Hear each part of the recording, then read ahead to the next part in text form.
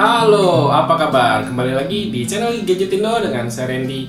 Pada video kali ini saya mau ceritain tentang ini adalah setup editing terbaru saya. Dan saya sebenarnya bukan mau ceritain setupnya sih, lebih ceritain tentang gear apa yang saya pakai buat editing semua video saya di YouTube. Oke, jadi awalnya setiap video saya tuh saya edit pakai laptop ini, si Acer Nitro 5 2019. Jadi awal cerita kenapa saya beli laptop ini udah ada di video Q&A, kalian bisa lihat di video yang ada di sini. Oke, jadi di selama ini pakai editing menggunakan laptop ini tuh ada yang komen di video apa gitu, saya lupa. Katanya untuk kontrasnya itu nggak enak dilihat. Nah, kalian bisa lihat sendiri layar yang ada di laptop dan juga ada di screen utama ini berbeda. Apa yang ada di laptop itu benar-benar over kontras sih menurut saya dibandingkan dengan layar yang ada di monitor utamanya. Dan saya bakal ceritain si monitor utama ini adalah monitor apa.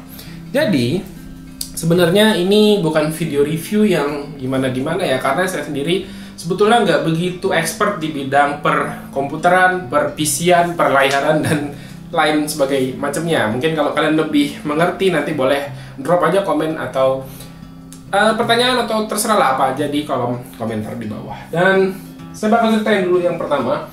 Ini adalah EOS 24G2E5 ya, namanya panjang banget.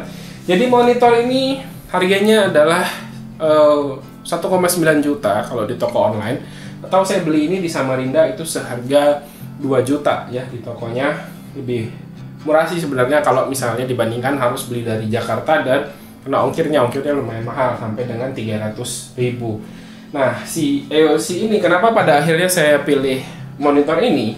Yang pertama, ini adalah sebenarnya monitor gaming, tapi dia udah punya sRGB 100%. sRGB 100% yang saya butuhin adalah tingkat akurasinya itu bakal bagus. Tingkat akurasi warna maksudnya. Dan juga dia 88% NTSC. So, menurut saya ini udah oke banget buat editor pemula seperti saya. Dan selain itu, dia punya desain bezel yang super tipis. Kalian bisa lihat sendiri, ini bezelnya keren ya, tipis banget, cuman agak tebal di bagian bawah, dan di bawahnya ini ada logo EOS-nya. Terus untuk port juga dia sediain cukup lengkap, mulai dari di port ada 1, terus ada 2 HDMI, terus juga dia ada masih ada VGA kalau kalian butuhkan. Terus dia juga ada 1 port untuk power. Nah, terus selain itu, karena pada dasarnya ini adalah laptop gaming, dia udah punya AMD FreeSync, jadi cocok sih sebenarnya buat laptop saya yang menggunakan AMD. Tapi saya sendiri nggak pernah main game di laptop atau di komputer, bahkan sama sekali nggak pernah, karena saya bukan gamers. Selain itu, dia juga udah mendukung refresh rate sebesar 75 Hz. So, ini harusnya buat dipakai gaming itu kerasa oke banget. Selain itu, desain gamingnya itu kerasa di bagian stand-nya. Stand-nya ini punya desain yang tegas ya, kalian bisa lihat sendiri, tegas dan tajam begitu. Dan punya aksen warna hitam merah, itu senada dengan laptop saya. Jadi, itu yang saya pilih untuk menjadi dasar kenapa saya pilih si EOS 24G2, ribet banget ya pokoknya, EOS 24G itu. Terus di bagian belakang dia punya desain gaming juga, tapi nggak penting sebenarnya sih, karena di bagian belakang ya kelihatannya cuma di tembok, nggak kelihatan.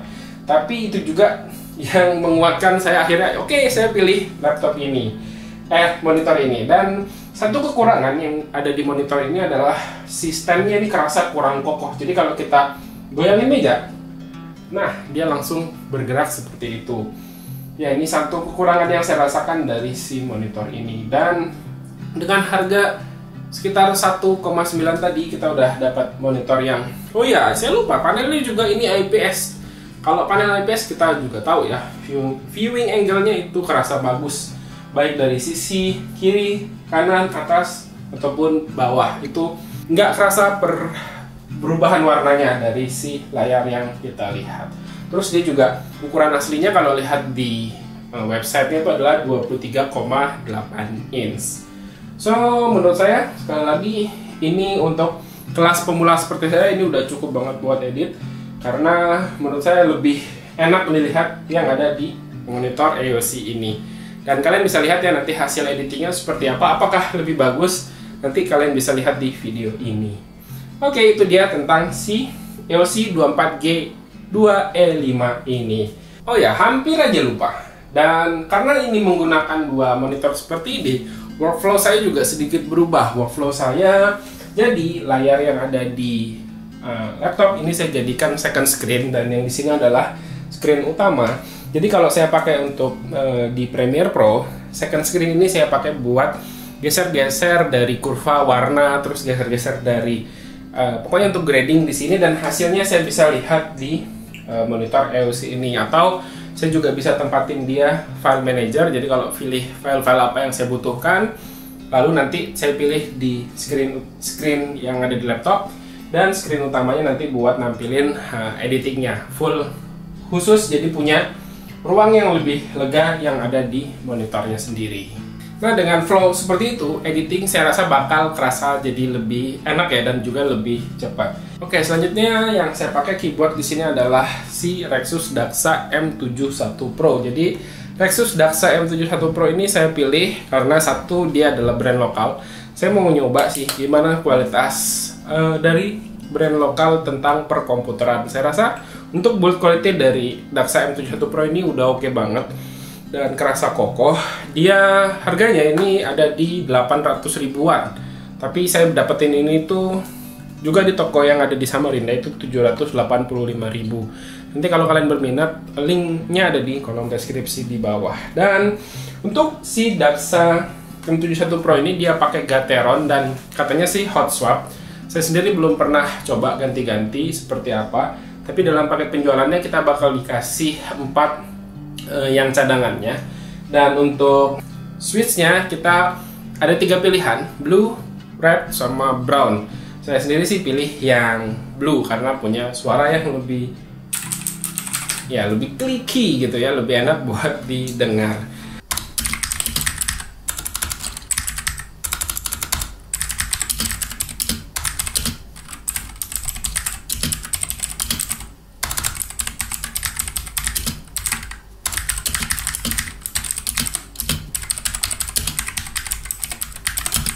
Nah, terus selain itu dia juga pakai bahan, ini kayaknya bahan ABS ya, tapi bahan ABS yang cukup tebal, dan harusnya nanti nggak bakal mengkilat kalau dipakai dalam waktu yang lama.